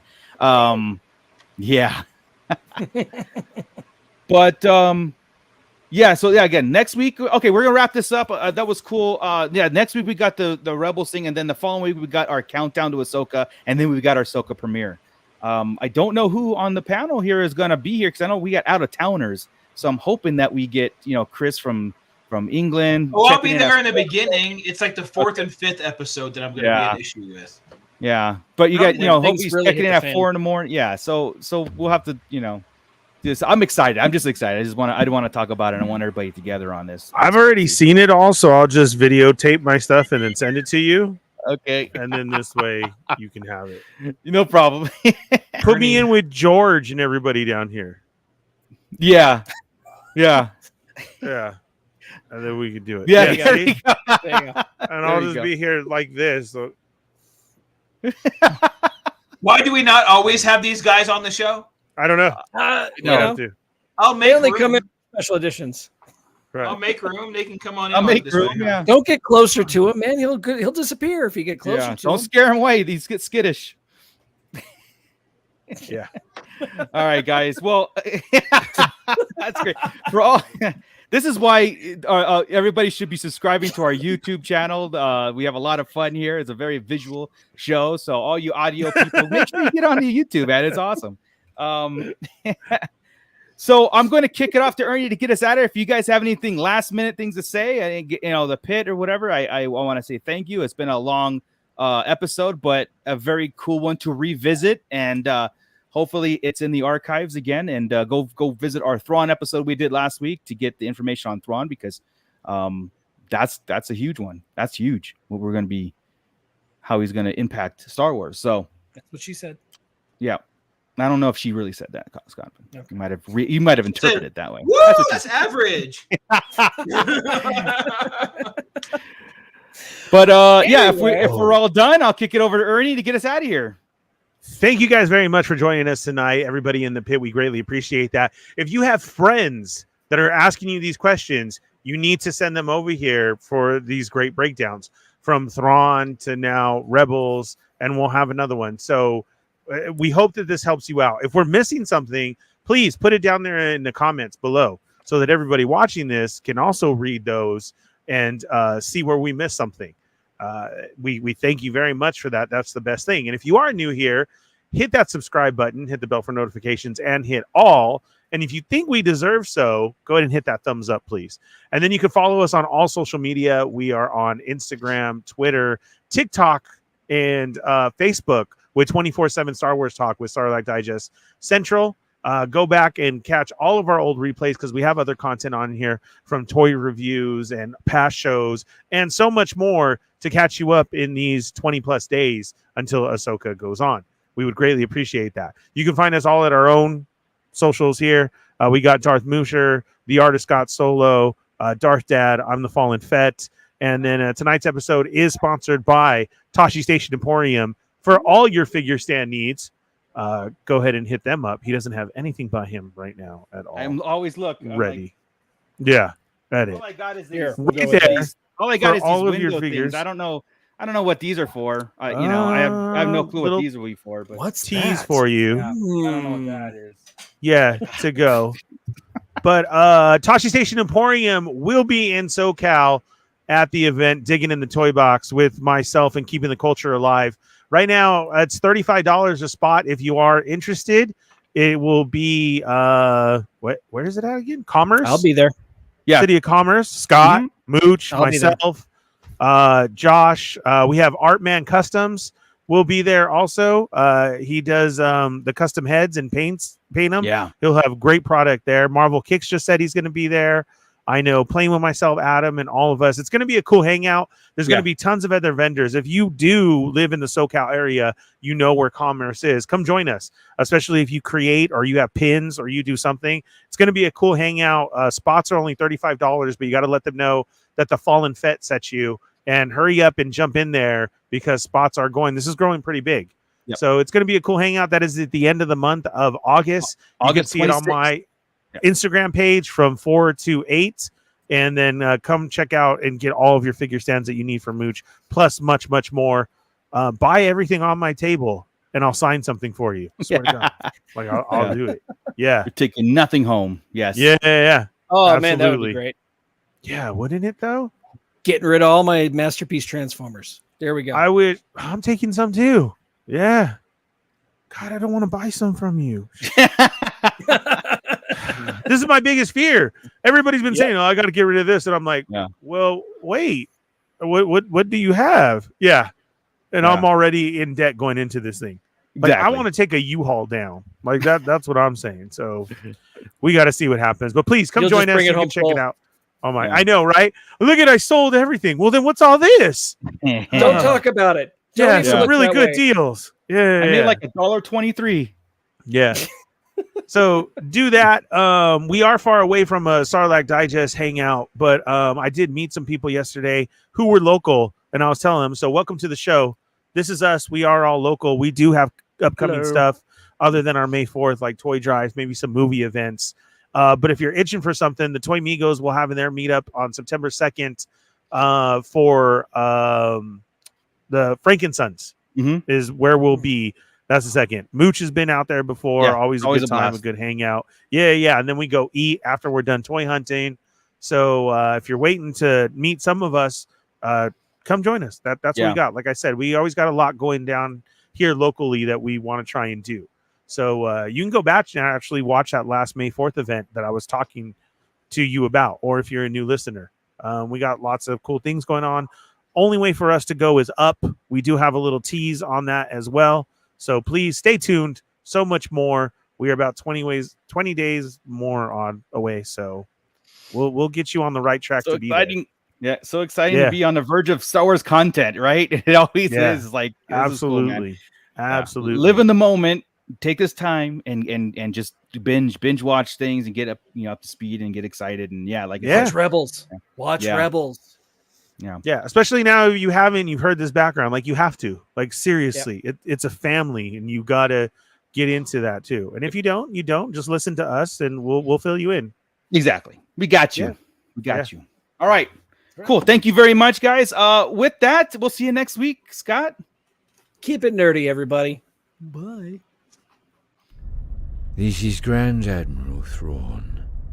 You are listening to the Sarlacc Digest. What a fascinating play on words.